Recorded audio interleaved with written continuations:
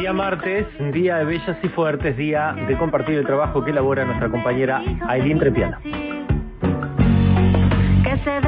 Este año, por primera vez en nuestro país, se celebró el Día de la Futbolista Argentina, más precisamente el pasado 21 de agosto. Esta fecha está reconocida hace tiempo en nuestro país, pero este año se celebra oficialmente porque el año pasado, en noviembre del año pasado, el Congreso de la Nación la aprobó por ley. Y el origen de esta fecha, el Día de la Futbolista, se remonta al año 1971 y es en honor a Elba Selva, que era una futbolista argentina que en el Mundial Femenino de México de ese año hizo 4 goles frente a Inglaterra durante el Mundial que en aquel entonces no era reconocido por la FIFA. En el año 2019 la legislatura porteña estableció por ley esta fecha como el Día de las Futbolistas, pero como bien decía, no fue hasta el año pasado, en noviembre del 2020, cuando fue aprobada por el Congreso de la Nación. Y en este marco es que la Asociación de Fútbol Femenino de Neuquén y Río Negro, aprovechando esta fecha tan importante, presentó el protocolo de acción institucional en contra de las discriminaciones y de las violencias en el ámbito del fútbol femenino de la región, un protocolo que fue elaborado durante mucho tiempo, pero que presentaron recientemente y que elaboraron junto a la Asociación de Abogadas Feministas de Argentina. Para conocer más detalles sobre esto, hablamos con Carolina Magnielardo. Ella es la presidenta de la Asociación de Fútbol Femenino de Neuquén y Río Negro. El protocolo de acción institucional en contra de las discriminaciones y de las violencias es un documento histórico para el fútbol femenino de Neuquén y Río Negro, creado por la Asociación de Fútbol Femenino de Neuquén y Río Negro. Tiene por objeto trabajar para erradicar las discriminaciones y las violencias. Se busca también garantizar un ambiente libre de discriminaciones, hostigamiento y violencias por motivos de identidad sexual, de género, clase, etnia, nacionalidad o religión.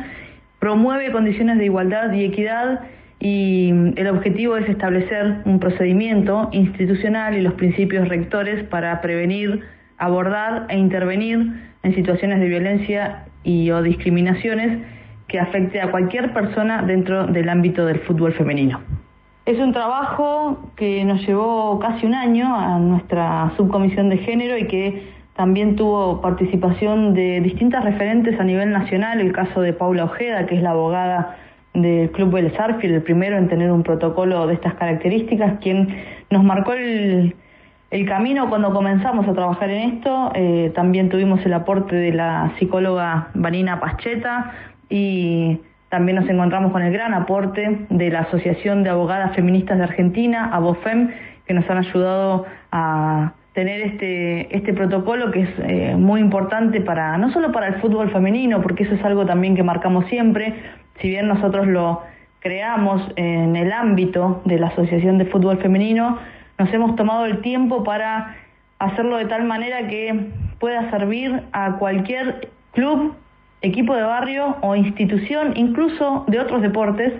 que se pueda adaptar fácilmente, y por eso creemos que es tan importante también no solo para el fútbol femenino, sino para el deporte en general y para los distintos ámbitos de la sociedad. Y por supuesto que como un aporte también que hacemos, lo estamos entregando de manera gratuita a quienes nos lo piden para poder implementarlo, y luego con el aporte de nuestra subcomisión de género para la capacitación, para saber cómo implementarlo, porque una cosa es tener la herramienta, este protocolo confeccionado, y otra cosa es saber cómo llevarlo adelante. Y le preguntamos a Carolina por qué surgió la necesidad de tenerlo y por qué había tanta demanda justamente de tener un protocolo con estas características. Surgió la necesidad de hacerlo hace un poquito más de un año, cuando después de hacer un trabajo de encuestas y charlas con jugadoras y equipos de las dos provincias, advertimos primero que se repetían las situaciones de violencia y de discriminación, y que además las personas que padecían esas situaciones no las veían como tal, no podían identificar que estaban bajo una situación de violencia o discriminación. Entonces ahí nos dimos cuenta que hay que trabajar mucho también en la visibilización de estos temas para que se pueda identificar rápidamente cuando ocurre una situación de este tipo. Y allí fue que, bueno, con el aporte, como decía, de muchas profesionales de distintas provincias de todo el país, fuimos trabajando y hoy es una herramienta que incluso ya le hemos hecho como nos ayudaron a nosotros en el proceso. Nosotros ahora estamos ayudando en el proceso a otras provincias, así que el protocolo ya viajó para San Juan, para Mendoza, para Tucumán, para Salta, para Buenos Aires y también para el sur, porque lo hemos enviado a algunos equipos de Chubut, así que bueno, creemos que es un aporte muy importante que hacemos como asociación y que por supuesto que ahora también viene la otra parte digamos dura del trabajo, que es la implementación en sí. La palabra de Carolina Magnielardo, presidenta de la Asociación de Fútbol Femenino de Neuquén y Río Negro, quien nos daba detalles sobre la presentación de este protocolo contra las violencias y la discriminación en el ámbito del fútbol femenino. Y también aprovechamos y charlamos con ella sobre cómo está siendo y cómo fue el crecimiento del fútbol femenino en la región. El crecimiento del fútbol femenino, tanto en Neuquén como en Río Negro, se puede analizar de forma paralela. Por eso nosotros, al crear la asociación, la creamos pensando en las dos provincias, porque tiene características similares el desarrollo de este deporte. Y hemos visto un gran crecimiento en los últimos años, producto de los espacios que vamos ganando las mujeres y las disidencias. Creo también personalmente que en esto ha ayudado mucho las nuevas generaciones, yo digo la cabeza de las nuevas generaciones, ¿no? Porque vienen con una enseñanza de tolerancia, de respeto hacia el que piensa distinto, y creo que eso también ha sido una de las bases del crecimiento de nuestra asociación, basarnos siempre en el respeto, en la construcción colectiva, en poder colaborar, en ayudar a que las cosas se hagan mejor y valorar lo que se esté haciendo bien. Entonces creo que ha sido un crecimiento que se ha logrado por muchos factores. Tiene mucho que ver también lo que ha hecho el periodismo, los medios, las y los periodistas que han difundido este deporte en los últimos años y que le han dado lugar al fútbol femenino. Lo que ocurrió cuando nuestra selección argentina compitió en el Mundial de Francia 2019 y que los partidos se transmitieran por la TV pública también fue muy importante, y creo que es una construcción colectiva y que la hacemos entre todos, y que además también tiene mucho que ver con lo que ocurre en el seno familiar, porque muchas veces la niña que quiere jugar al fútbol o la adolescente encuentra el primer no en su casa, y creo que de a poquito se va cambiando eso. Vamos notando que las familias son más tolerantes respecto de estas situaciones, que son menos temerosas, que por ahí pasaba que no dejaban ir a jugar a sus hijas porque tenían miedo de que se golpearan, o porque en algunos casos nos ha pasado de conocer que una niña o una adolescente no podía ir a jugar porque sus padres creían que jugar al fútbol las iba a convertir en lesbianas. Y bueno, estas cosas que con un trabajo muy de hormiga pero sostenido hemos podido ir cambiando en muchos sectores que se repetían por ahí estos discursos, que en definitiva lo único que lograban era dejar a una niña o a una adolescente, incluso a mujeres más grandes, dejarlas sin hacer un deporte, con lo importante que es la práctica de un deporte, con lo importante que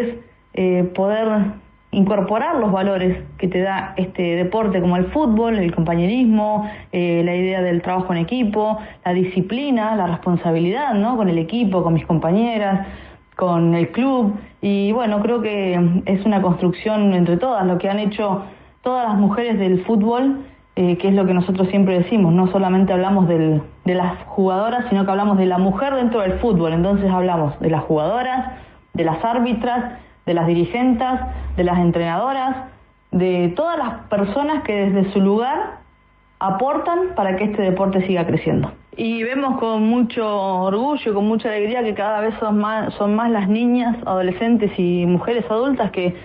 se acercan a este deporte, al igual que las disidencias, y Nos parece importante también lo que sucede con las nuevas generaciones, porque las niñas de hoy, por ejemplo, pueden encontrar un equipo para ir a jugar con otras niñas. A las que tenemos mi edad, cerca de los 40, nos pasaba que cuando éramos niñas teníamos que jugar con varones, porque no había otras niñas. Seguramente había, pero no nos conocíamos. Y en la escuela eras la única, y si ibas al barrio a buscar un equipo, eran todos varones y vos, y bueno, y eso ya no pasa. Ya ahora hay forma de encontrar un equipo donde la niña pueda desarrollarse, si quiere en fútbol mixto o si quiere con otras niñas, y eso también es muy importante, porque hay que trabajar fuertemente en las bases, en las formativas, en las nuevas generaciones. La conversación entonces que manteníamos con Carolina Magnalardo, presidenta de la Asociación de Fútbol Femenino de Neuquén y Río Negro, justamente sobre cómo se desarrolla el deporte en la región y la presentación reciente que hicieron del protocolo para accionar en contra de las violencias y la discriminación en este ámbito y que presentaron en el marco del Día de la Futbolista Argentina.